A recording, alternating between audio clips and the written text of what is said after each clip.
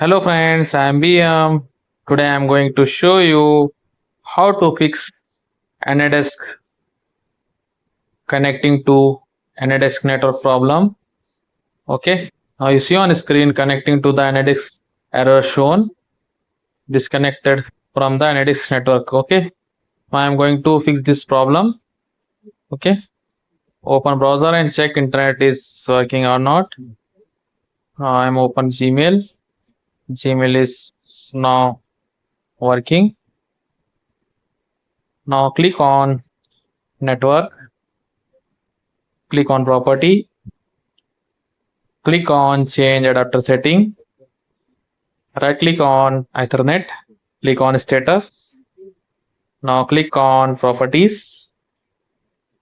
Now click on TCP IP v4, click on property, click on obtain IP address automatically, click on OK. Click on close. Now disable Ethernet. Now enable Ethernet.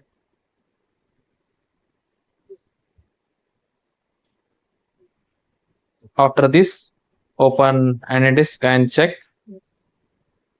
Now you see error is fixed. Thank you for watching me. See you on next video.